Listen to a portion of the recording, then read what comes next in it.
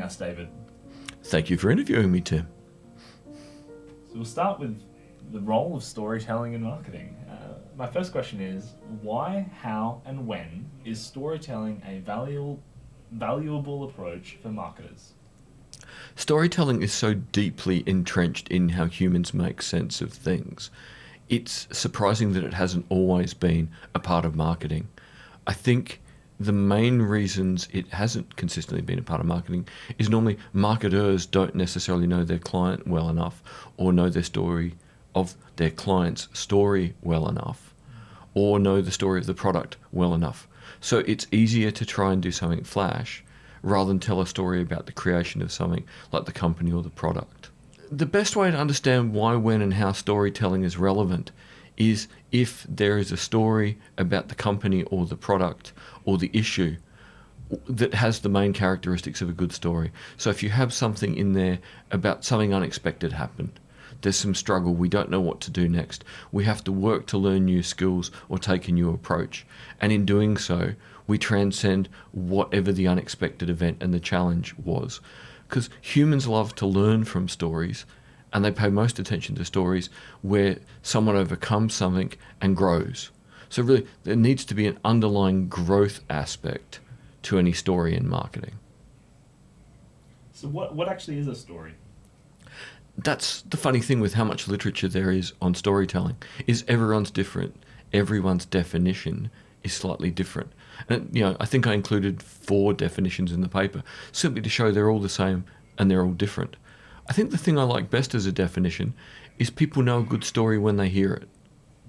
So if we go back, and we'll use the early days of COVID as an example. If in the early days of COVID, well, imagine the week before COVID, you went to the shopping centre to go shopping to buy toilet paper, and there was toilet paper, and you bought it home. That's a boring story. But once COVID starts and toilet paper becomes the rarest thing in Adelaide, suddenly the struggle to find toilet paper becomes important. It's unexpected that toilet paper is not available. It's a challenge that you couldn't get it in the first supermarket.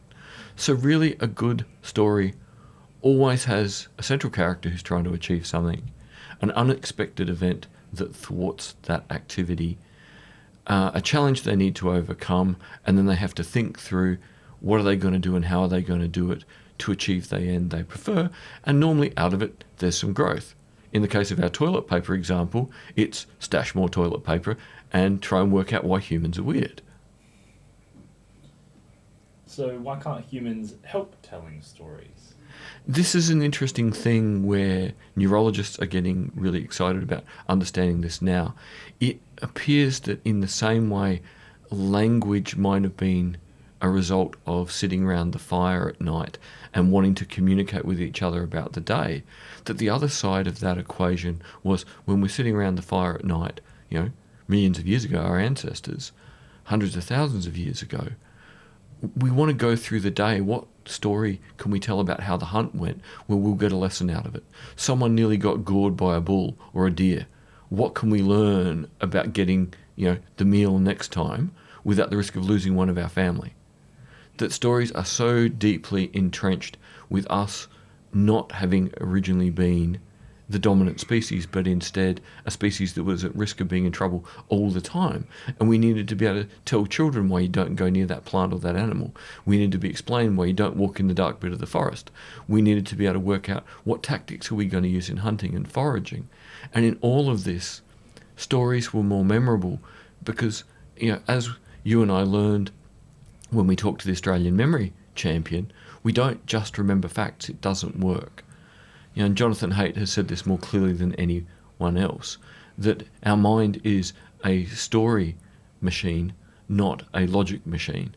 And it's how long our brain has been working with stories being the primary way of learning and understanding is unclear, but it's so deep, you're kind of crazy not to work with it. So why should marketers employ storytelling? Marketers should employ storytelling today because people are so oversaturated with colourful images, cute sounds, memes of cats wearing hats. Essentially, humans are so bombarded by nothingness now that they see everything basically as, oh, it's just another image, why would I pay attention? It's just another animation. Why would I pay attention? And we can see how competitive it's got in marketing to come up with ever more shocking or extreme or colourful or whatever approaches. And we can see with the algorithms that YouTube use, Facebook use, they're constantly trying to push us towards shock and things that are nasty and things will make us angry or sad because we pay more attention to them because they're a threat. So unless as a marketer you want to continue down this negative path that once again is tapping into very deep neurology, the other path into deep neurology that is infinitely less negative is to tell stories. Because in stories, characters can win and things can work out well, and you can reinforce positives in life rather than doubling down on negatives. So what themes are effective for storytelling in marketing? There's a lot of themes that are quite effective. They become clearest in comparative studies. So 2 of the best comparative studies on storytelling in marketing are all about the hotel sector in Sweden and about boutique liquor production around Chicago. So 2 really cool things. And in both cases, they came up with basically the same major things.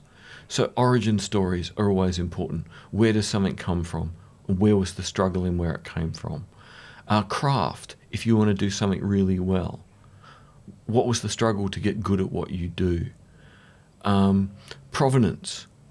Where do things come from? Why did you pick them? Why are they ethical or why are they the best example? Innovation sort of is deemed to be cool because our whole world is now about innovation. But innovation really works best when it's based on origin and craft. Celebrity can work at a shallow level if it's just people saying, I drink this beverage or I stayed in this hotel.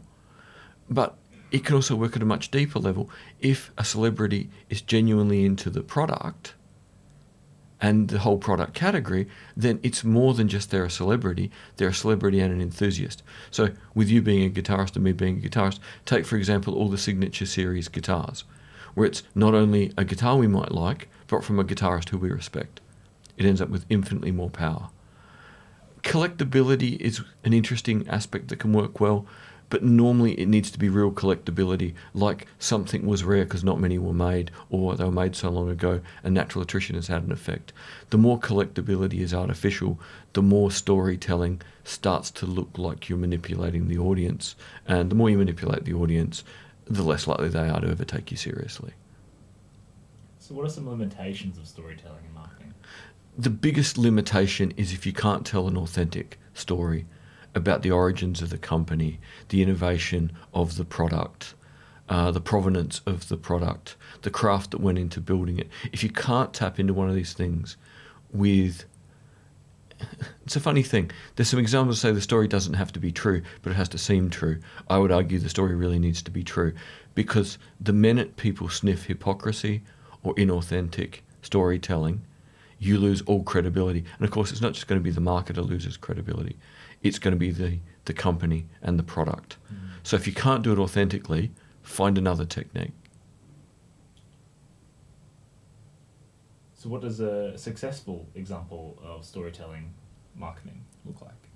There's a lot of really good storytelling examples. My favourite at the moment, again, going back to the 2 studies I mentioned, is some of the examples of distilleries around Chicago where they're putting together a wonderful combination of the origin story of people deciding that whatever job they were doing is really boring. Like one of my favourite ones is 2 academics who realised they were drinking too much and not enjoying teaching at university anymore, which resonated with me, and opened a distillery.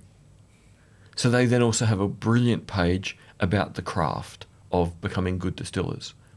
They have all sorts of cool stuff about the provenance of the ingredients they use and tell stories about where all the different things come from and why they're good.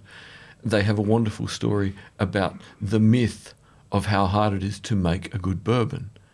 So they're literally using 3 to 4 different kinds of storytelling on the same website, all with a good degree of authenticity. And this is a difficult thing to do, to get so many right. But if you can, your likelihood of being very successful. So for an Australian example, where people watching this interview could go away and look at an Australian guitar company like Maton or like Cole Clark. They're probably the two best examples in Australia of laying out craft, origin, innovation, provenance in a really meaningful way that rings true and just makes people want to believe in this company or these companies and spend more money on an Australian-built guitar.